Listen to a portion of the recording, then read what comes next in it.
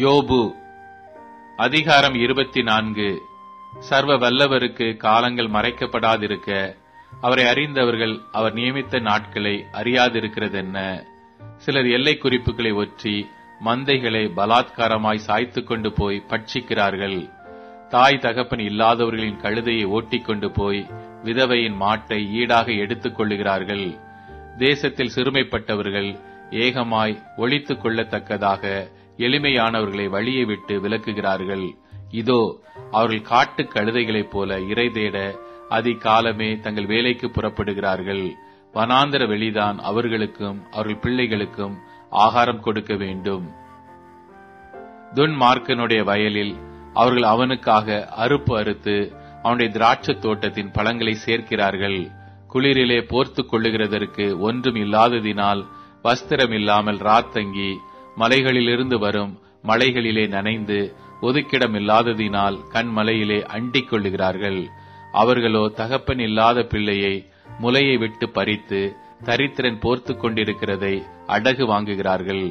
அவனை வஸ்திரம் இல்லாமல் நடக்கவும் பட்டினியாய் அரிக்கட்டுகளை சுமக்கவும் தங்கள் மதில்களுக்குள்ளே செக்காட்டவும் தாகத்தவனமாய் ஆளையாட்டவும் பண்ணுகிறார்கள்.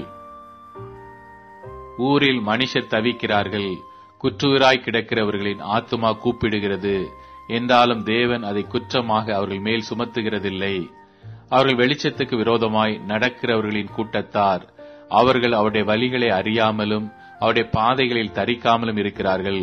கொலை பாதகன் பொழுது விடுகிற போது எழுந்து சிறுமையும் எளிமையுமானவனை கொன்று காலத்திலே திருடனைப் போல் திரிகிறான். விபச்சாரனுடைய கண் மாலை மயங்குகிற வேளைக்கு காத்திருந்து என்னை ஒரு கண்ணும் காண மாட்டாதென்று முகத்தை மூடிக்கொள்ளுகிறான். அவர்கள் பகலில் அடையாளம் பார்த்த வீடுகளை இருட்டிலே கண்ணமிடுகிறார்கள். அவர்கள் வெளிச்சத்தை அறியார்கள்.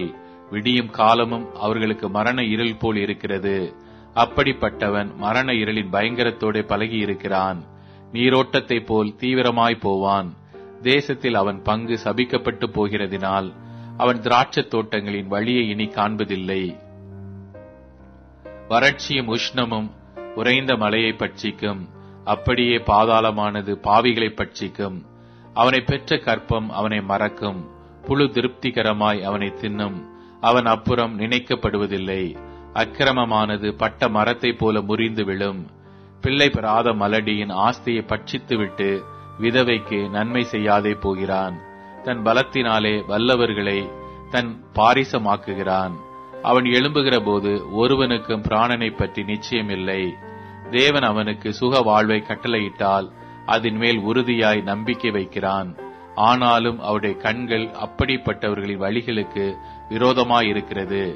அவர்கள் கொஞ்ச காலம் உயர்ந்திருந்து காணாமற் போய் தாழ்த்தப்பட்டு மற்ற எல்லாரை போலும் அடக்கப்படுகிறார்கள். கதிர்களின் நுனியைப் போல அறுக்கப்படுகிறார்கள். அப்படி இல்லை என்று என்னை பொய்யனாக்கி என் வார்த்தைகளை வியர்த்தமாக்கத்தக்கவன் யார் என்றான்.